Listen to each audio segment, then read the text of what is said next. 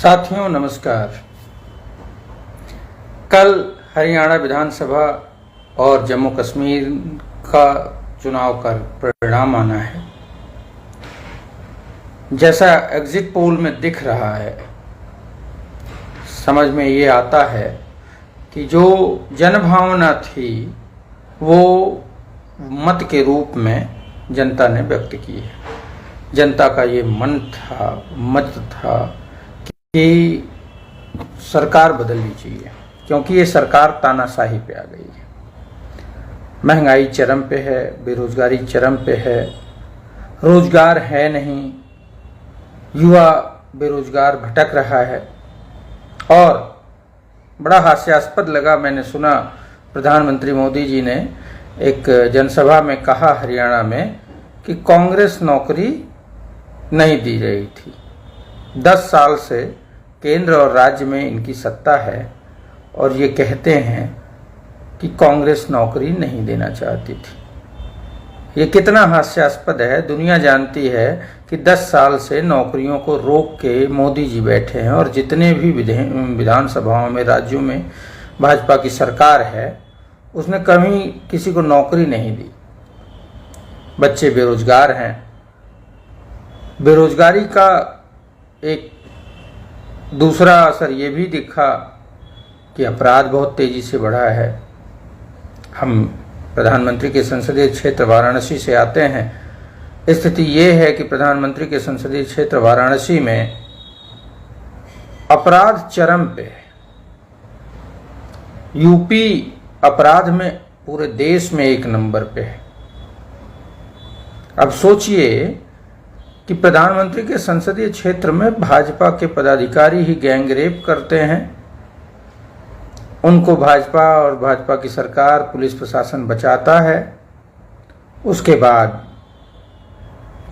उनको जब पकड़ा जाता है तो कुछ महीनों बाद फिर छोड़ दिया जाता है, जमानत मिल जाती है और भाजपा के बड़े बड़े नेता उनका स्वागत करते हैं। और जो लोग उन बलात्कारियों को कड़ी सजा देने की बात करते हैं उनको मुकदमों में फंसाया जाता है और उन लड़कों को ये भय दिखाया जाता है कि नहीं मान जाओ, और अंततोगत्वा उनको सस्पेंड कर दिया जाता है। आज वाराणसी में NSUI के बैनर तले एक बड़ा कार्यक्रम हुआ जिसमें BHU के छात्रों ने एकजुट होकर उन दरिंदों को सजा दिलाने की मांग की और जिन 13 बच्चों को यूनिवर्सिटी ने सस्पेंड किया था उनको सस्पेंशन वापस करने की मांग की। सवाल ये है कि जहां हर रोज BHU में भ्रष्टाचार के मामले उजागर हो रहे हैं, वहीं ये करके कि छात्रों का सस्पेंशन कर दिया जाए, ये मुद्दे को भटकाने का BHU का अपना भी इरादा लगता है। और मुझे इसमें साजिश नजर आती है कि बच्चों को सस्पेंड कीजिए तो जो भ्रष्टाचार का मामला रोज अखबारों में छप रहा है कि IOE स्कीम जिसके तहत लगभग 1,000-1,200 करोड़ रुपए मिला था BHU को, खुले तौर पे उसमें घोटाला हुआ है। नियमों को ताक पर रख के नौकरियां लोगों को दी गई और उस नौकरी में कौन आया, मानदंडों को पूरा नहीं किया गया। कुलपति के 3 साल पूरे होने वाले हैं। कुलपति 3 साल में किसी से मिलने की हिम्मत नहीं किया और न जरूरत समझा। जबकि अब तक के जितने भी कुलपति रहे उन्होंने बाकायदा काशी के लोगों से मुलाकात की, बात की, उनके सुझाव लिए और यूनिवर्सिटी को सुचारू रूप से चलाया, जिससे काशी हिंदू विश्वविद्यालय ख्याति प्राप्त हुआ। ख्याति उसकी बढ़ती गई दिनों दिन। लेकिन अगर बात करें जो मौजूदा कुलपति हैं जैन जी, वो पूरे तानाशाही में, चूंकि वो भाई सुनने में आया कि मोदी जी और अमित शाह जी के बहुत करीबी हैं, तो एकदम उन्हीं के नक्शे कदम पे पूरी तानाशाही के साथ चलाया 3 साल में खूब लूटपाट हुई काशी हिंदू विश्वविद्यालय में, और बीएचयू में गैंग रेप, जो कि विश्व के पटल पे ये देखा गया कि किस प्रकार अंतर्राष्ट्रीय ख्याति प्राप्त आईआईटी जैसे संस्थान में गैंग रेप होता है। अब जो बीएचयू से संबद्ध ट्रामा सेंटर है, उसमें एक ऐसे डॉक्टर जिसकी नियुक्ति का मामला ही संदेहास्पद है, उसको इंचार्ज बनाए के रखा गया, और एक सरसुंदरलाल हॉस्पिटल में एमएस, जिनकी नियुक्ति पे बहुत ज़्यादा बवाल है, जिनके खिलाफ डॉक्टर्स, नर्स, वार्ड बॉय सबने शिकायत की, लेकिन उनको हटाया नहीं गया। ट्रामा सेंटर में सौरभ सिंह जो इंचार्ज हैं, उन्हीं के परिवार और उन्हीं के जानने वालों के नाम पे कंपनियां रजिस्टर हुई और डायरेक्टली महंगे दामों पे 3 साल की दवा खरीद ली गई, और दवाइयाँ एक्सपायर भी हो गई, फेंकी गई। ये धन का दुरुपयोग था। इस बात की जांच होनी चाहिए थी, लेकिन ना बीएचयू प्रशासन, ना कुलपति, ना ट्रामा सेंटर, ना ही प्रधानमंत्री जो सांसद हैं बनारस के, किसी ने संज्ञान नहीं लिया। यहाँ तक कि धर्मेंद्र प्रधान को भी इस बारे में अवगत कराया गया, लेकिन सीएजी की रिपोर्ट में ये निकल के आया कि वहाँ घपला हुआ है, भ्रष्टाचार हुआ है। प्रधानमंत्री मौन है। जिस सीएजी की रिपोर्ट के बदौलत हंगामा हो रहा था, कांग्रेस की सरकार के खिलाफ भ्रष्टाचार के आरोप लगा रहे थे मोदी जी, उसी सीएजी की रिपोर्ट में उनके संसदीय क्षेत्र बनारस में बीएचयू में घोटाले की बात हुई, ट्रामा सेंटर में घोटाले की बात हुई, उन्हीं के कार्यकाल में कपड़ा मंत्रालय के घोटाले की बात हुई, खुद प्रधानमंत्री जी के अपने पास जो मंत्रालय रखा आयुष्मान कार्ड की योजना है, उसमें घोटाले की बात हुई, नितिन गडकरी के एनएचएआई में घोटाले की बात हुई, लेकिन कोई जांच नहीं होगी, कोई सुनवाई नहीं होगी। यही देखकर, तानाशाही देखकर जनता अब ऊब चुकी है मोदी जी से। जनता अब ऊब चुकी है भारतीय जनता पार्टी से। जनता अब ये कहने लगी है कि अगर इनको नहीं हटाएंगे तो हमारे बच्चों का भविष्य खतरे में पड़ जाएगा, क्योंकि ये तानाशाही करके, भ्रष्टाचार करके जांच भी नहीं कराते हैं और लोकतंत्र की धज्जियां उड़ाते हैं। अब सोचिए, प्रधानमंत्री जी 2024 के लोकसभा चुनाव में एक तरफ हिंदू मुस्लिम कर रहे थे और दूसरी तरफ मीडिया के सामने जा कह रहे थे कि हमने तो हिंदू मुस्लिम कभी कहा ही नहीं। लेकिन क्या किसी भी उस गोदी मीडिया जिसके सामने उन्होंने ये बात कही कि हमने हिंदू मुस्लिम नहीं किया, उसने ये सवाल उठाने की जहमत की कि आपने किया, रैलियों में हिंदू मुस्लिम किया, उसको वीडियो दिखाना चाहिए था। लेकिन वो तो गोदी मीडिया है, मोदी जी की बुराई कैसे करे? मोदी जी तो उनके भगवान हैं। जो मोदी जी 2014 में सेवक बन के आए, 19 में कहा मैं चौकीदार हो गया, वो 2024 में आकर कहने लगे कि मैं ही परमात्मा हूँ, मैं ही भगवान हूँ, मैं तो नॉन बायोलॉजिकल हूँ, मुझे माँ बाप। शर्म नहीं आती? जब तक माता जी उनकी जिंदा थी तब तक वहाँ कैमरे लेके फोटो खिंचवाने जाते थे, और जैसे ही उनकी माता जी का स्वर्गवास हुआ, मोदी जी वहाँ जाके ये कहने लगे कि मैं तो पैदा ही नहीं हुआ।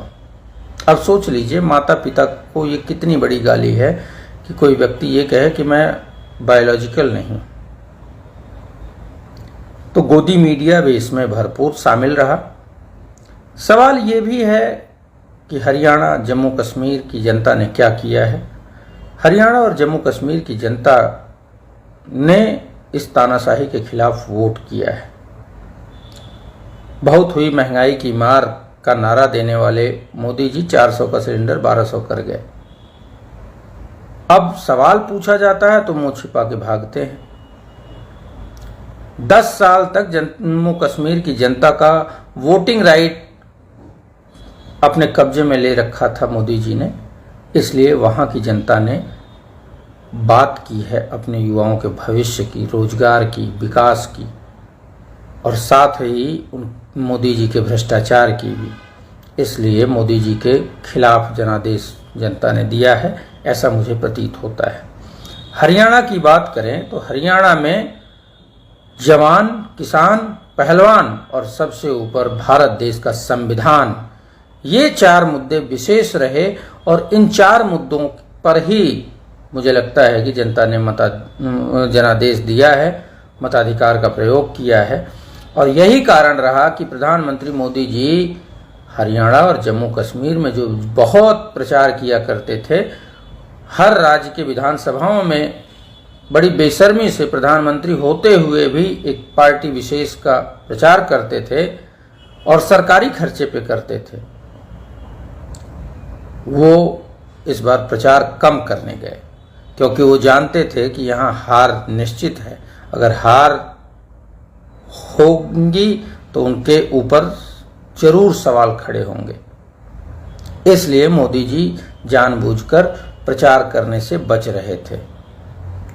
अब बात करें कि हरियाणा की जनता, ये भी देखा गया कि जिस दिन हरियाणा के चुनाव हो रहे थे उसी दिन किसान सम्मान निधि का पैसा सबके खातों में भेजा गया। ये किस तरीके का लोकतंत्र है और किस तरीके का चुनाव आयोग है जो इसको नहीं देख पा रहा है? क्या चुनाव आयोग ने इसके लिए एक बार भी सोचा? क्या चुनाव आयोग को ये नहीं समझ आता कि जब मॉडल कोड ऑफ कंडक्ट है, आदर्श आचार संहिता लागू है, तो ऐसी स्थिति में क्या वो पैसा चुनाव बाद नहीं जा सकता है? आयुष्मान की घोषणाएं हुई उसी दौरान, बहुत सारे ऐसे वाकये हुए जो प्रधानमंत्री जी और भाजपा की सरकार ने की, और मुझे लगता है कि चुनाव आयोग भी आंखें बंद करके मोदी जी की इस तानाशाही को देख रहा है और देश की जनता भी देख रही है। उस चुनाव आयोग को भी देश की जनता ने देखा है जिसमें मुख्य चुनाव आयुक्त TN शेषन जी जैसे लोग रहे।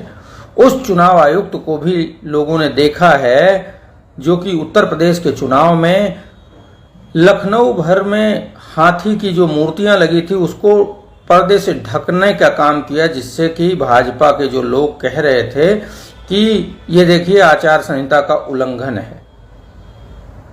तो ऐसे चुनाव आयुक्त, लेकिन मौजूदा जो मुख्य चुनाव आयुक्त हैं उनके लिए जनता क्या सोच रही होगी अब ये जनता भी जानती है। और मुझे लगता है कि मुख्य चुनाव आयुक्त जी को खुद भी पता है और मुझे लगता है कि उनको इस पे आत्मचिंतन करनी चाहिए कि जब देश के एक स्वतंत्र निष्पक्ष एजेंसी के आप मुखिया हैं तो क्या उसकी निष्पक्षता पे जो संदेह पैदा हो रहे हैं उसके जवाब देना आपकी जिम्मेदारी नहीं है? उसकी निष्पक्षता को बरकरार रखना आपकी जिम्मेदारी नहीं है?